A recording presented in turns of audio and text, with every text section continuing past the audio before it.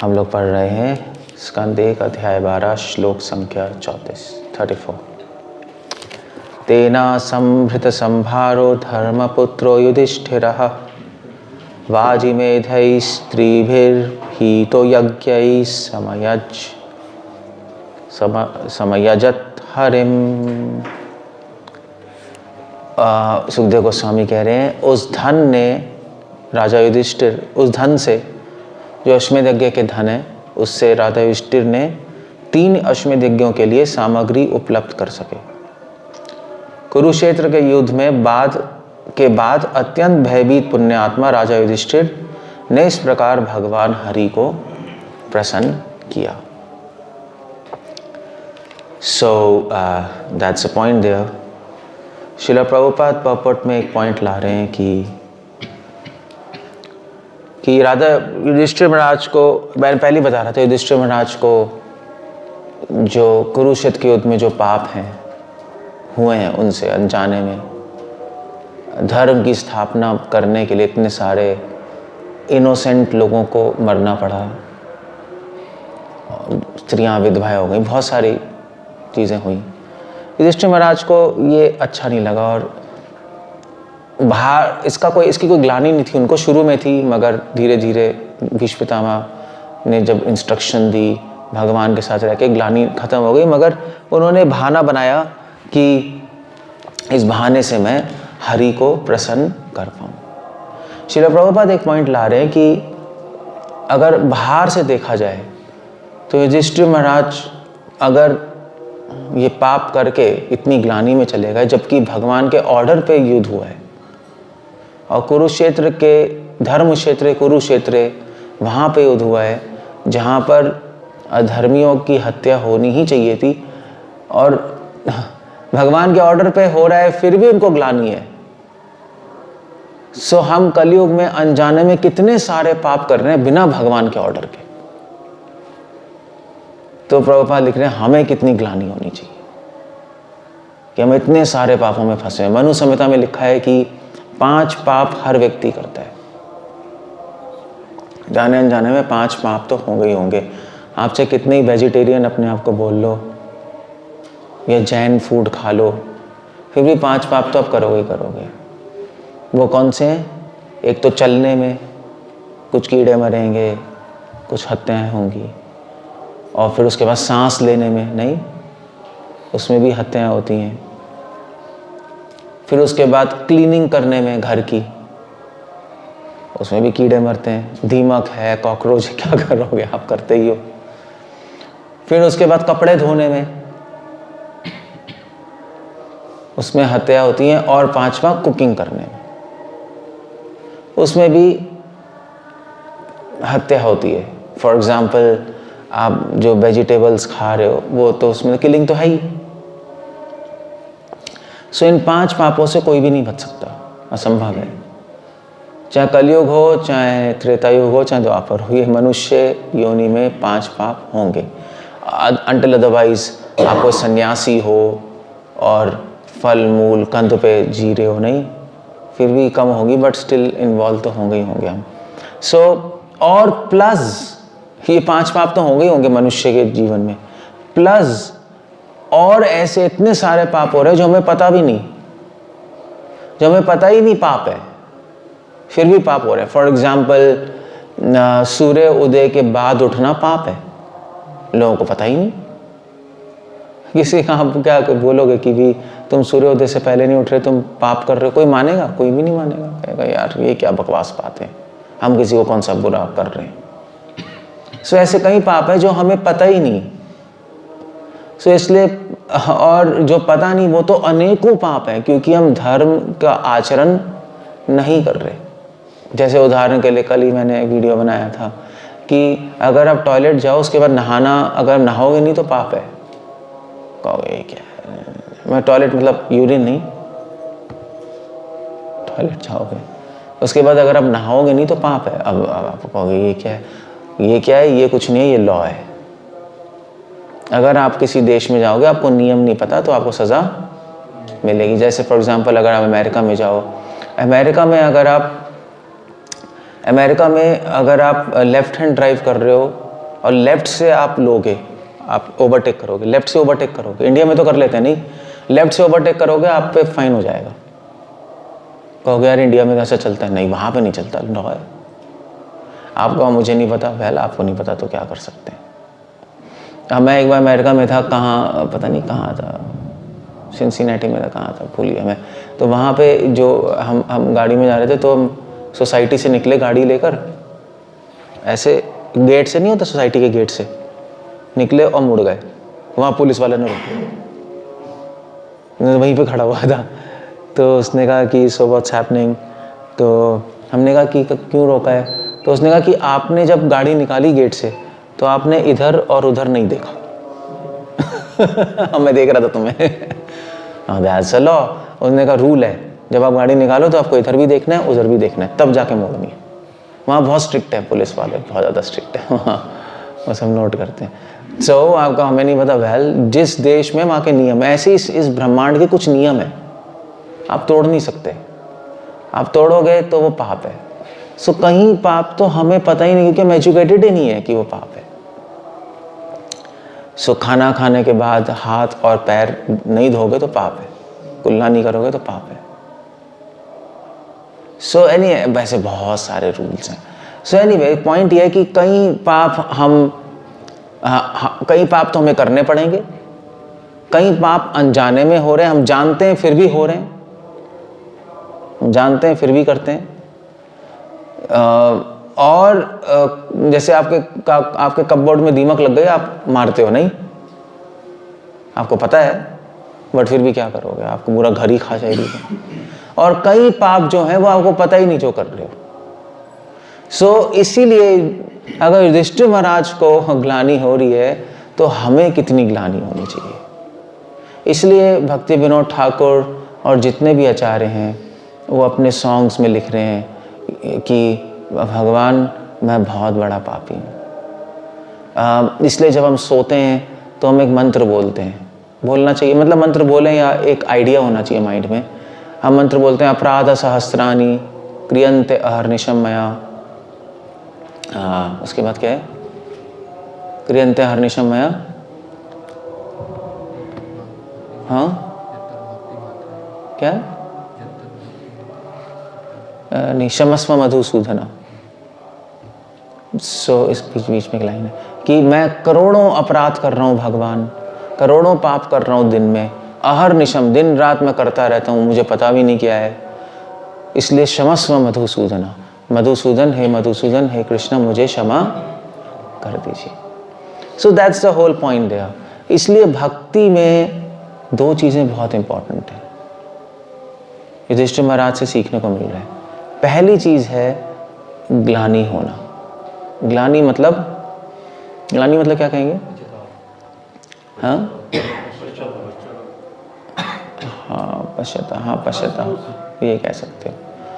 सो ग्लानि रखना अपने हृदय में कि मैं इतना, मतलब हम लोग सोचते हैं मैं अच्छा हूँ, बट डिवोटी सोचता है मैं गंदा हूँ। मुझे एक मेल आया था, तो एक व्यक्ति पूछ रहा था, डिवोटी पूछ रहा था कि प्रभु जी भक्ति में सेल्फ कॉन्फिडेंस की कितनी प्लेस है। तो मैंने लिखे भेजा कोई प्लेस नहीं है। हमारा कॉन्फिडेंस अपने पे नहीं है, हमारा कॉन्फिडेंस कृष्ण पे है। सो ऐसे हम लोग, एक डिवोटी वो है जो त्रिनाथपि सीनिचेना, जो हम्बल रहता है, जो दीन रहता है।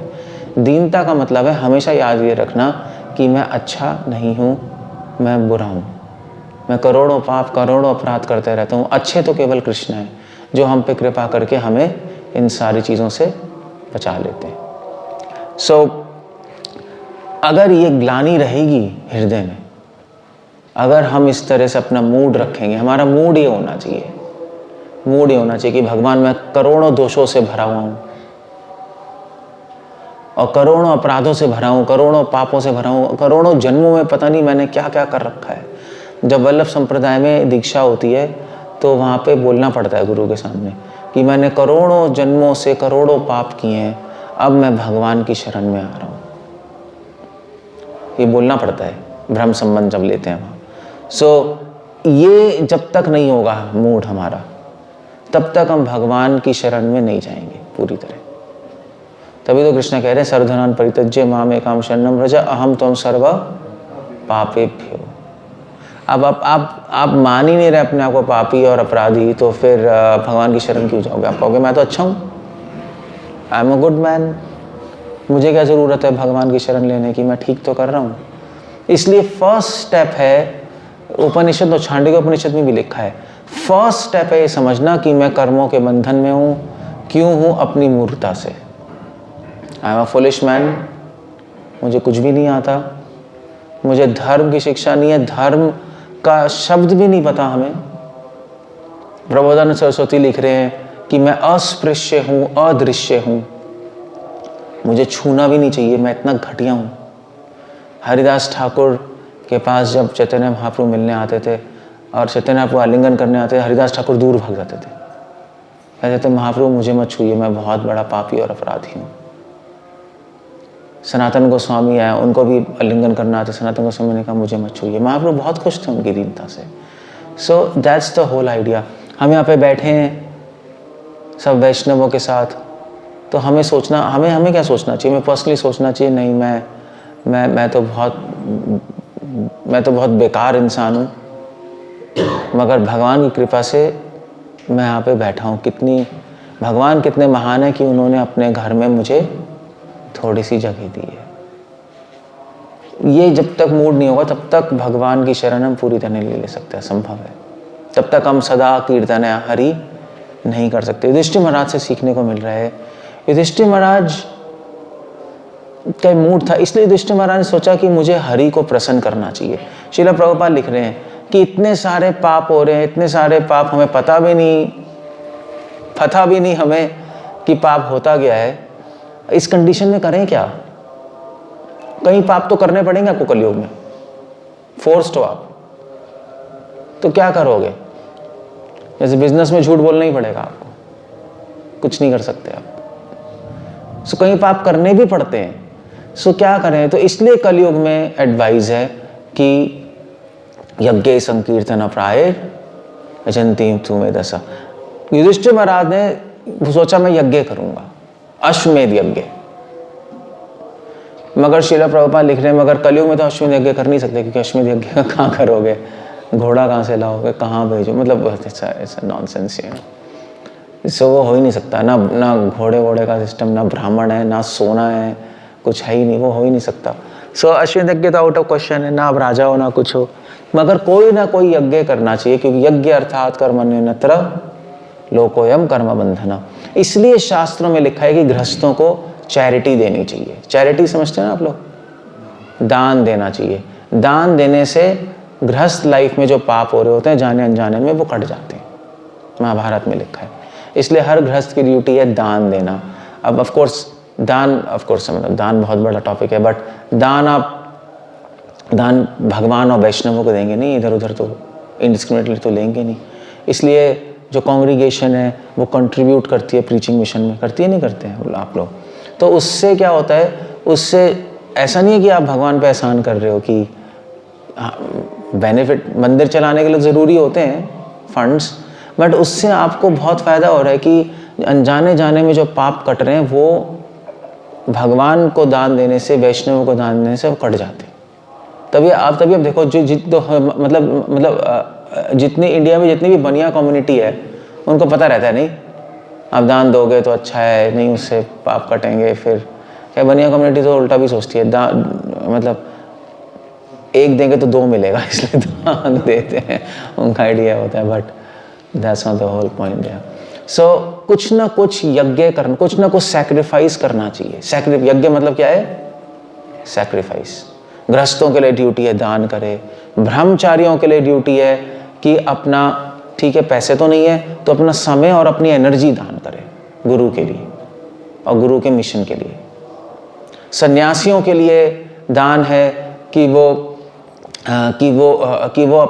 अपनी शांति दान कर दे भगवान के मिशन के लिए। ट्रैवलिंग करे, ट्रैवलिंग में थोड़ा सा लाइक आप शांति से एक जगह नहीं बैठ सकते, आपको इधर जाना है, उधर जाना है, उधर जाना है।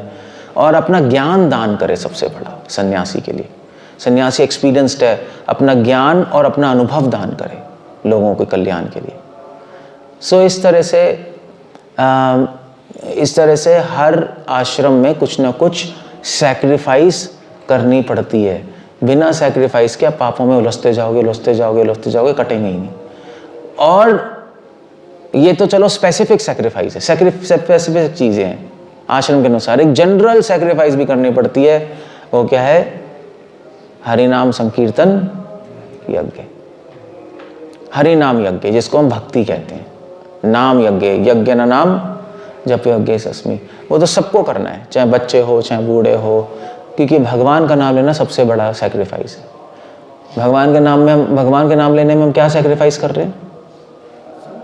क्या कर रहे हैं हम सैक्रिफाइस? हाँ हाँ, ठीक है, समय कर रहे हैं। भगवान का नाम लेने में समय तो देना ही पड़ेगा आपको। और क्या कर रहे हैं? भगवान का नाम लेने में आप भोग की सैक्रिफाइस कर रहे हो। सबसे बड़ी चीज़ है भोग वासना, अपनी सेंस ग्रेटिफिकेशन आप त्याग रहे हो। अगर भगवान का नाम लेंगे, जहाँ काम है वहाँ राम नहीं है, समझे?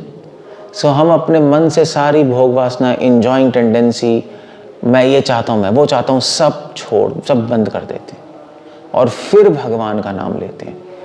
तब भगवान के नाम का रिजल्ट आता है। वो असली यज्ञ है, वो असली सैक्रिफाइस है।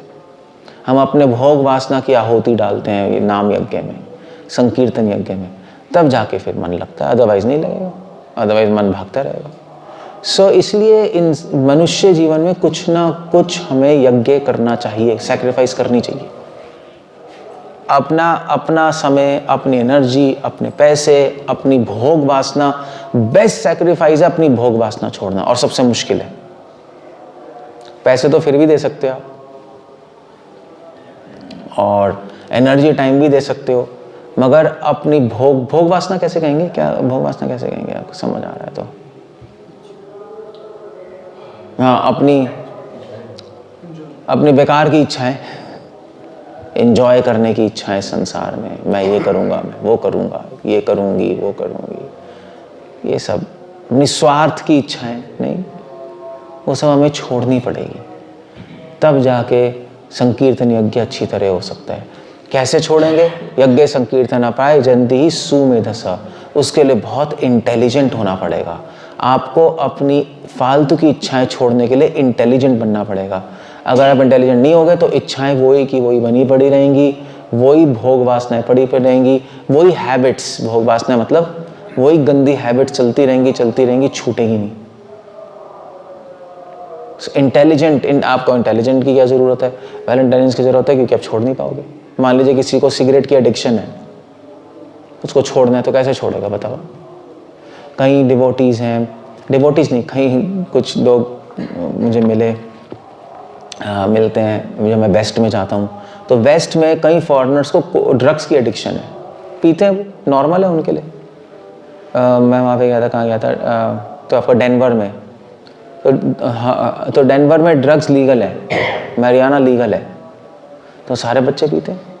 तो हम प्रीचिंग करने जाते हैं, वो बच्चा वो पी रहा है, अब वो कहे हम, मैं क्या करूँ, मैं कैसे छोड़ूँ?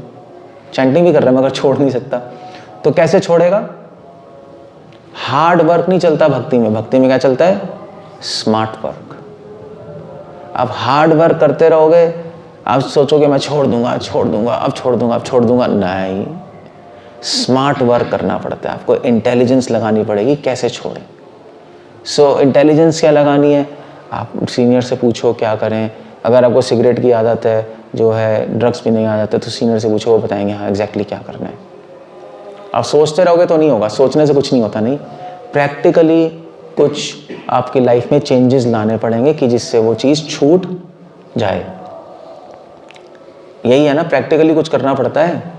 अगर मान लीजिए आपको वीकनेस हो रही है, तो क्या सोचने से हट जाएगी वीकनेस? क्या कहते हो? हाँ या ना? कुछ करना पड़ेगा ना। सुबह मॉर्निंग वॉक जाओ, एक्सरसाइज करो, तब वीकनेस हटेगी, या कोई मेडिसिन लो। ऐसी अगर कोई बैड हैबिट, गंदी हैबिट और स्वार्थ, भोग वासनाएं पड़ी हुई हैं आपको, उसको छोड़ने के लिए आपको कुछ करना पड़ेगा प्रैक्टिकल, ऐसे तो नहीं छूटेगा। प्रैक्टिकल क्या करना है? प्रैक्टिकल बहुत सारी चीज़ें हैं, बट ये जैसे अब सुबह उठ के आ रहे हो यहाँ पर, भक्तों के साथ आ रहे हो, प्रैक्टिकल चीज़ कर रहे हो नहीं, गलत जो लोग ड्रग्स पीते हैं उनका पहले संग छोड़ दो, है ना। उनका संग छोड़ने के लिए खाली तो बैठ नहीं जाओगे, डिवोटीज से आ रहे हो। ये एक टिप है फॉर एग्जाम्पल, तभी साधु संग कहते हैं। भगवान का प्रसाद लो, प्रसाद लोगे संतुष्ट हो जाओगे, अपने आप गंदी आदतें छूट जाएंगी। ये दूसरी टिप है फॉर एग्जाम्पल। सो ऐसे थोड़ा सा गाइडेंस चाहिए होती है। थोड़ा सा गाइडेंस इसलिए चाहिए क्योंकि हमारा अपना दिमाग नहीं है, इंटेलिजेंस नहीं है। तो इंटेलिजेंस लगा के, प्रैक्टिकल सॉल्यूशन लगा के धीरे धीरे धीरे धीरे अपने आप को आगे बढ़ाना होता है। और युधिष्ठिर महाराज ने इंटेलिजेंस लगाई कि कृष्ण को प्रसन्न कैसे करें, कृष्ण को खुश कैसे करें। और युधिष्ठिर महाराज ने एक बहुत अच्छा प्लान लेके आए। ठीक है, ये प्लान बनाता हूँ मैं अश्वमेध यज्ञ करूँगा, धन लाऊंगा राजस्व यज्ञ और भगवान का अभिषेक करेंगे। That's a good plan. इसलिए श्रील प्रभुपाद ने कहा है कि भगवान को खुश, प्रभुपाद ने हमेशा कहा है डू समथिंग फॉर कृष्ण।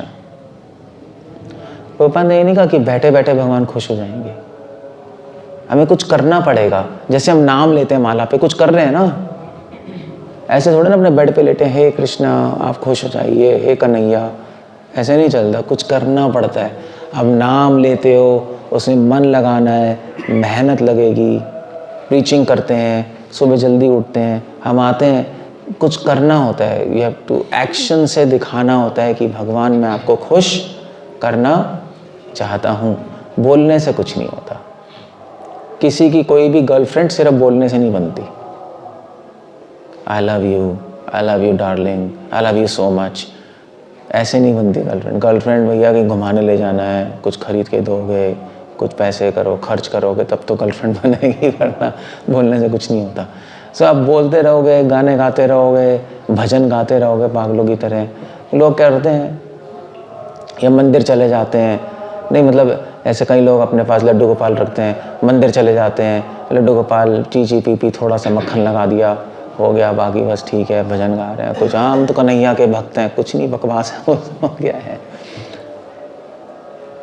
भगवान के लिए कुछ करना पड़ता है, आपको कुछ त्यागना पड़ता है अपनी लाइफ में, कुछ छोड़ना पड़ता है, अपनी लाइफ को चेंज करना पड़ेगा। उसको कहते हैं डिवोशन। तब भगवान प्रसन्न, वरना भगवान प्रसन्न नहीं होंगे। और वैसे भी मतलब अगर मान लीजिए आपको अपने पेरेंट्स को प्रसन्न करना है, खुश करना है, तो क्या करोगे बताओ, क्या करोगे? तो पेरेंट्स कब खुश होते हैं? जब बच्चे अच्छे होते हैं ना। पेरेंट्स को खुश करना है तो क्या करना पड़ेगा? पेरेंट्स की बात माननी पड़ेगी, है नहीं?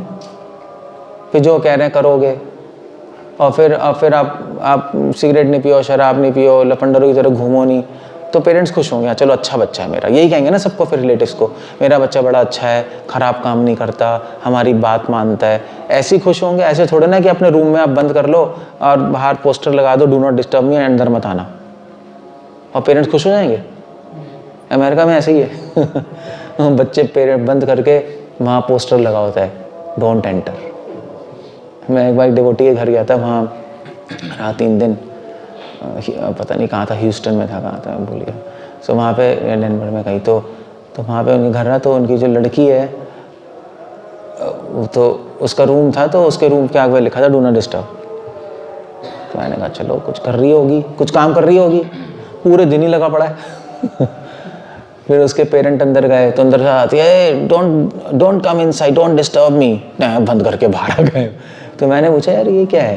कहते हैं बस ऐसा ही है प्रभु जी, अब वो अमेरिका के बच्चे ऐसे ही हैं, वो अपनी प्राइवेसी ऐसा होता है, इंडिपेंडेंस चाहते हैं।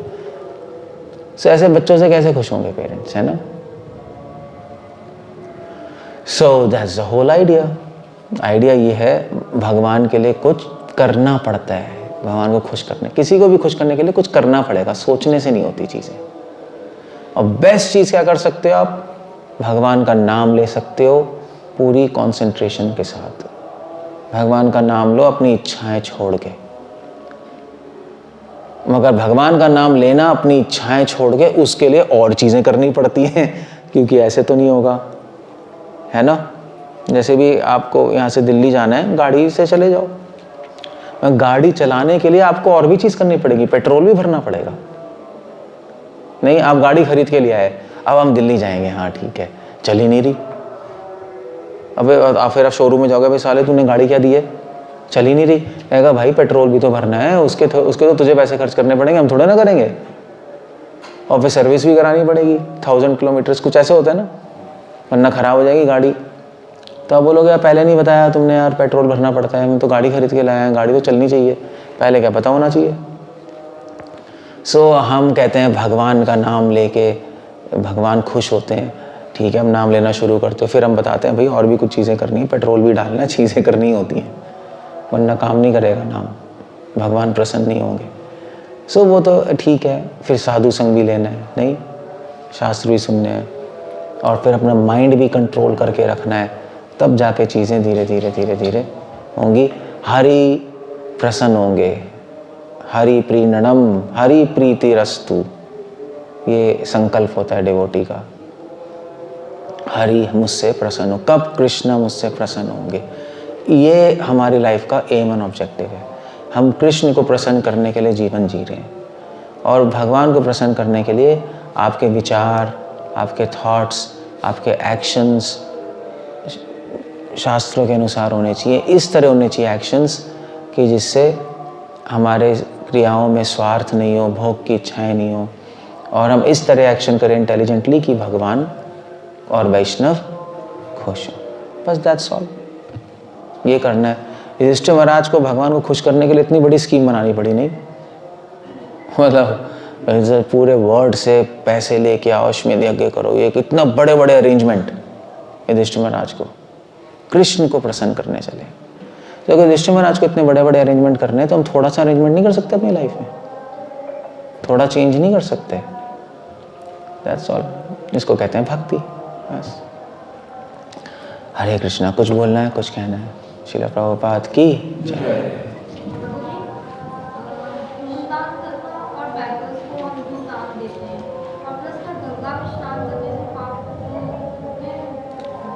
क्या कह रहे हो?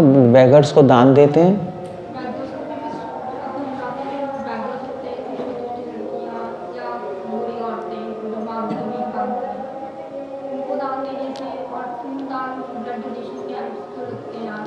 खून देने से क्या पुण्य होता है? वेल, भिखारियों को पैसे देना और ब्लड डोनेशन होते हैं, नहीं ब्लड डोनेशन कैंप्स, वो देना कलयुग में मना है। वैसे तो बुरा नहीं है, किसी के पास खाना नहीं है, पैसे नहीं, आप दे रहे हो, अच्छा है, ब्लड दे रहे हो, मगर कलयुग में मना है। क्योंकि चक्कर ये है कि जो भिखारी है वो भिखारी हो सकता है करोड़पति हो, आपसे ज़्यादा अमीर हो, आपको पता नहीं लगेगा। कुछ नहीं पता। दिल्ली में एक बार बस स्टैंड पे खड़ा था मैं, तो एक भिखारी भीख मांग रहा था। हम तो साधु हैं, तो उनको लगता है ये भी भिख मंगे, हम भी हैं, नहीं। तो मैं ऐसे ही बैठ गया, तो मैंने कहा, तो मैंने पूछा यार तू कितना कमाता है? तो कहता है बाबू, कहता है हाँ मैं, कहता है मुझसे तो फ्री था कि हम संत हैं। तो कहता है कि मैं 2 घंटे में 3000 रुपये कमा लेता हूँ। कनॉट प्लेस 3000 2 घंटे में से, मुझे अगर 2 घंटे रोज काम करेगा तो 1 महीने में कितने कमा लिए उसने? हैं क्या? 90,000। 1 लाख रुपए कमा ले 2 घंटे काम करने में। 2 घंटे सुबह करता है, 2 घंटे शाम कमा लेता है वो। क्योंकि आजकल लोग भीख भी 1 रुपये थोड़ा ना देते हैं, 50-100 रुपये तो देंगे ही देंगे, 1 रुपये तो होते ही नहीं किसी के पास। तो कमा ले। तो मैंने कहा बड़ा अच्छा, सही है देना प्रोफेशन। तो इसलिए जो भिखारी हैं, आप उनको जॉब भी दो, वो नहीं करेंगे, उनको पता है। सो क्या भीख दोगे आप? ऊपर से आप भीख दोगे किसी को, स्कैंडल्स हैं, रैकेट्स बहुत हैं, नहीं है ना, गुंडों के ग्रुप्स होता है, वो पैसे छीन लेते हैं उनसे, नहीं है, सब सारे बहुत सारी चीज़ें हैं। तो भीख क्या देना है किसी को, आपको पता ही नहीं। रैली में आप किसी की हेल्प कर रहे हो, आपको पता भी नहीं। और ऊपर से ये जो भिखारी जो भीख लेते हैं, ये सारे लोग शाम को उड़ा देते हैं शराब पी के। यही होता है, आपके पैसे सीधा शराब में जाएंगे, कुछ नहीं होता इसका। छीन लेते हैं, शराब पीते हैं, मारते हैं बच्चों को, नहीं ऐसे ही चलता है बस। तो फ़ायदा क्या आपके देने का भीख? आप कहोगे नहीं मैं तो अच्छे भावना से दे रहा हूँ, आप तो ये कहोगे ना मेरी भावना तो ठीक है, वो चाहे कुछ भी इस्तेमाल कर रहा है, बट नहीं, कर्मों के नियम ऐसा नहीं कहते। आपकी भावना कितनी ठीक हो, मगर अगर उसका एक्शन, उसका रिजल्ट गलत आ रहा है तो आपको उसके पाप लगेंगे ही लगेंगे। आपकी भावना से क्या होता है? भावना ठीक है मगर एक्शन गलत है तो रिजल्ट गलत है, तो फायदा ही क्या हुआ, है नहीं? जैसे भी ये कोई मंदिर में आए, मंदिर में वो कुछ करे और मंदिर में कुछ काम करे और उससे लड़ाई हो जाए डिवोटी में, है नहीं? तो आपको यार, तो आपको कि तेरे ऐसे करने से तो डिवोटी में लड़ाई हो रही है, वो कहे नहीं मेरी भावना तो ठीक है, मैं क्या करूँ, सब डिवोटी लड़ रहे हैं, तो फिर क्या कहोगे? क्योंकि पागल है, भावना ठीक क्या, क्रिया भी तो ठीक होनी चाहिए, तेरी भावना से क्या होगा, है नहीं? रिजल्ट तो गलत ही आ रहा है। आपने पेड़ का बीज लगाया और उससे फल कड़वे आए। आपको मैंने तो पेड़ का बीज लगाया था, फल कड़वे आए, मैं क्या करूँ, मेरी भावना तो ठीक थी। भाई बेवकूफ़ है, देख के लगाना चाहिए था बीज सही है गलत है, क्यों गलत लगा दिया तूने यहाँ पर? So that's the whole point there. और ब्लड डोनेशन तो बिल्कुल भी नहीं करते हम लोग, क्योंकि उससे कर्मा ट्रांसफर्स होते हैं, हम लोग नहीं देते ब्लड। शास्त्रों में लिखा ही नहीं ब्लड दान करना, ये करना, ये सब चीज़ें नहीं। और वो भी अगर आप ब्लड दोगे किसी को और अगर वो अपने जीवन में पाप कर रहा है तो पूरे जीवन में जो पाप किया उसके 1/8 पाप आपको लेने पड़ेंगे। भुगतो, फिर पूरे जीवन जो करेगा वो आपको लेने पड़ेंगे। दे दो ब्लड, बहुत अच्छे से दो। कर्मों के नियम नहीं छोड़ेंगे आपको। लॉ तो लॉ है नहीं, लॉ तो लॉ है भाई। जैसे मान लीजिए कपूरथला में कोई टेररिस्ट आ जाए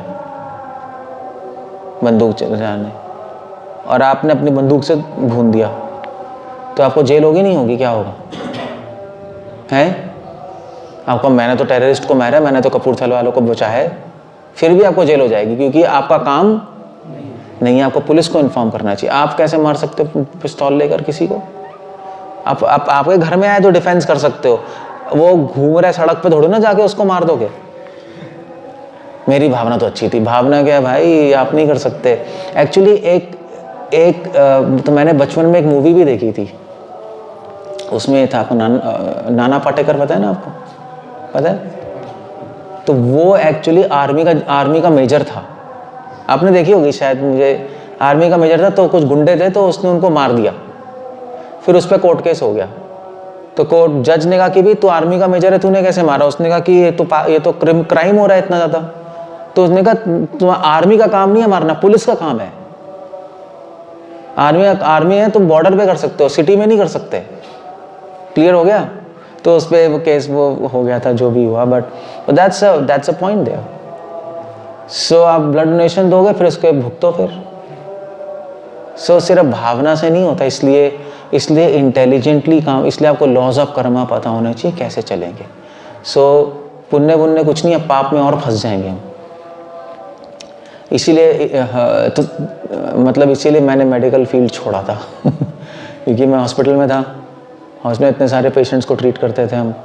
तो फिर मैंने सोचा यार ये सही होने के बाद करते क्या है ये तो समझे, सही होने के बाद करेंगे क्या? वो सही होने के बाद अब सारे गवर्नमेंट हॉस्पिटल में सारे ऐसे ही आ रहे हैं, नहीं कोई अमीर लोग तो नहीं आते, सब अमीर लोग तो प्राइवेट में जाते हैं, गवर्नमेंट में सारे लोअर गरीब ही आते हैं। तो करेंगे क्या? फिर से जाके शराब पियेंगे, फिर से आगे पाप करेंगे, चोरी चकारी करेंगे, ऐसे लोग आते हैं नहीं। तो मैंने कहा यार इन लोगों को ट्रीट कर रहा हूँ, फिर से आके लोगों को मारेंगे, एक्सप्लॉइट करेंगे, चोरी करेंगे, इससे अच्छा तो बीमारी पड़े रहें। इसलिए मैंने मेडिकल प्रोफेशन छोड़ दिया। मैंने कहा छोड़ो यार, फ़ायदा क्या। So that's a whole point. इसीलिए वो क्या था, वो एक साधु था, तो उसके पास एक बहुत बड़ा कसाई आया। तो कसाई ने कहा मुझे आशीर्वाद दो। तो कसाई साधु ने क्या आशीर्वाद दिया कि तू, उसको आशीर्वाद है कि तू ना मर ना जी, क्योंकि तू मरेगा तो घोर नरक में गया, जिएगा तो पाप करता रहेगा इसलिए उसका आशीर्वाद है ना मर ना जी। वेरी इंटेलिजेंट, नहीं ऐसा थोड़ा ना आशीर्वाद चलो भैया तुम्हारा कल्याण हो। उन्होंने सोचा क्या आशीर्वाद दूं, तू ना मर ना जी। और एक बहुत पुण्यवान व्यक्ति आया, साधु महाराज आशीर्वाद दीजिए। तो उन्होंने कहा आशीर्वाद दे, तू अभी मर जा, मेरा आशीर्वाद दे। उन्होंने कहा ये क्या आशीर्वाद है, क्योंकि अभी तूने इतने पुण्य कर दिए, तो अभी मरेगा तो तू स्वर्ग जाएगा, और आगे हो सकता है तू पाप करके फंस जाए और फिर स्वर्ग जाने के चांसेस खत्म हो जाए। दैट्स कॉल्ड, इसको कहते हैं आशीर्वाद, इसको कहते हैं इंटेलिजेंस। सो ये सिंपल चीज़ नहीं है, सिर्फ सोचने से नहीं होगा, इसलिए कलयुग में सब मना है। कलयुग में बेस्ट डोनेशन है भक्तों को देना, भगवान को देना, सही यूज़ होगा कल्याण के लिए, भगवान की सर्विस के लिए, अदरवाइज वेस्ट है सब। ठीक है ना? That's how it goes. क्या करें, ऐसे ही है। सो और कुछ पूछना, कुछ कहना है? Otherwise will end up there. ठीक है, हरे कृष्ण। श्रील प्रभुपाद की जय।